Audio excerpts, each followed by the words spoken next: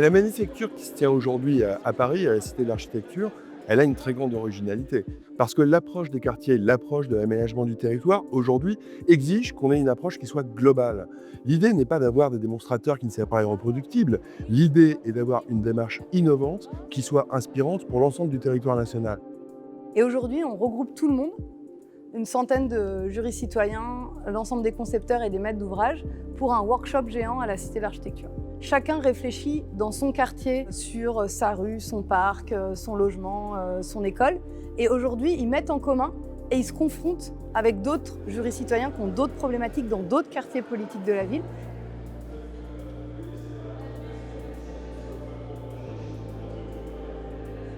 C'est vraiment un moment très beau, très fort pour la cité. Accueillir les territoires, accueillir des citoyens qui s'investissent dans l'avenir de leur ville. Et puis surtout, je vous souhaite un excellent travail. Romain Gary disait « La France, c'est du fait main ». Nous y sommes, à la manufacture. Nous sommes exactement dans Quartier de demain, parce qu'il s'agit de vos quartiers et qu'il s'agit aussi d'engagement civique. Nous sommes exactement dans la représentation, à l'échelle de cette cité de l'architecture, d'une France que nous sommes en train de construire, pour mieux répondre surtout aux défis des quartiers prioritaires, parce que c'est notre défi commun, c'est le défi de la nation, et c'est à cela que vous allez contribuer en vous transformant en grand architecte de la construction de nos villes de demain. Je vous remercie. Qu'est-ce qui change avec cette consultation-là ? Cette consultation-là, elle est intéressante parce que les habitants, ils peuvent participer. Ça nous permet d'échanger et puis ça, c'est super, et de découvrir l'affect de chacun à son quartier, à sa ville. Je connaissais l'histoire du quartier des 50 dernières années. Et en fait, les architectes ont ramené carrément des archives des années 1600, 1700, même plus anciens. Et en fait, on découvre notre quartier au moment de la construction. En fait, j'ai l'impression qu'il y a une bulle qui s'est créée autour de la maison des projets. Les habitants, c'est soit les derniers au courant, soit ils ne sont pas du tout au courant. Donc là, c'est la bonne idée de pouvoir dire, voilà, on a des choses, on a du potentiel, on a des gens qui ont envie de faire des choses et il faut venir. Lorsqu'il y a eu la rencontre avec les équipes d'architectes et tout ça, il y a eu une résonance, une adéquation, un écho hyper favorable aux idées que nous avions avec pas mal d'habitants. Donc les 8 archétypes qu'on a choisis pour les ateliers de travail aujourd'hui, c'est le logement, le travail, le commerce, l'école, l'équipement culturel, l'équipement sportif, la rue et le parc et l'espace vert. Vu que notre thème, vu que c'est le partage, oui.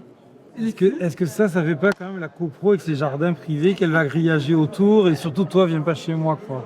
Parce qu'on n'a pas juste. C'est-à-dire que c'est parce qu'on n'a pas les plaques reliées tout en vert. Est-ce que ce que vous exprimez depuis tout à l'heure, c'est pas plutôt. Oui, voilà, ça ressemble vous avez plus. Dit, oui, ça ressemble. La rue, c'est le quand même. problème, c'est que là, ces immeubles-là, ils n'ont pas de verre là autour. Allez, on fait sauter sur. Donc en fait, si on peut les mettre là. Mais du coup, là, on peut avoir un peu de verre ici, du verre là, et puis de la circulation entre, non ?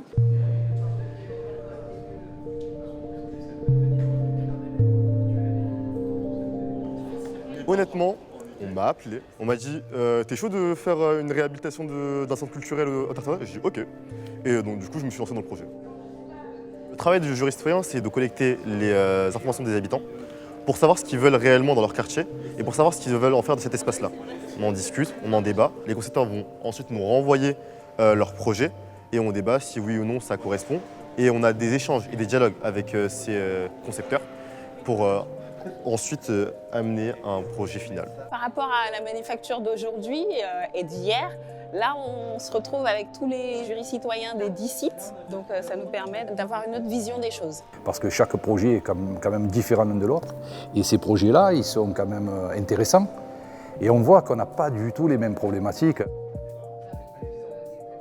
Il y a des jeunes qui vont venir y jouer au ballon, à d'autres moments il y a des gens qui vont venir y pique-niquer. C'est aussi, moi ça me semble important d'avoir dans la ville des espaces aussi qui entre guillemets servent à rien. Justement, on a un petit bois et les gens vont tous promener leurs chiens, les gens vont courir dans le petit bois. Donc pour vous, un parc, c'est le poumon d'une ville. Exactement, c'est le parc, dans la fonction numéro 1, c'est l'alimentation de l'oxygène.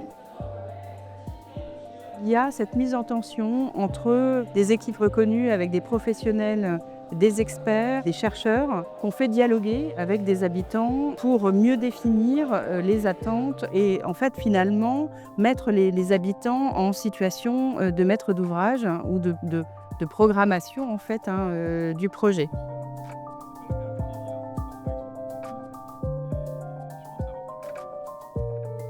Il y a eu un vrai échange avec des professionnels et vraiment cette impression que finalement ce qu'on faisait maintenant, qu'on allait pouvoir jouer vraiment sur ce qui allait se passer. On découvre déjà ce que c'est le rôle d'architecte, de programmiste, de concepteur.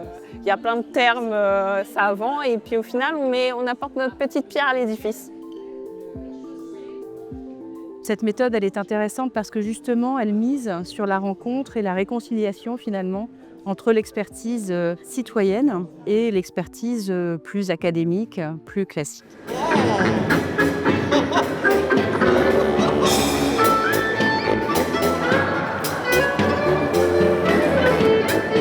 Les habitants ne sont pas des témoins, ce sont des acteurs, ils doivent s'impliquer, ils doivent dire ce qui doit changer, ce qu'il faut préserver, ce qu'ils aimeraient, leurs aspirations, encore une fois, dans un cadre large qui n'est pas simplement celui du logement, mais du quartier dans sa globalité.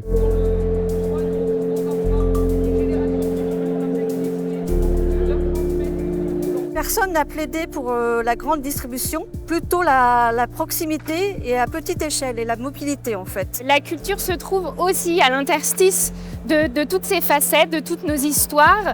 On va étendre l'école en la dispersant, en la diffusant dans le quartier.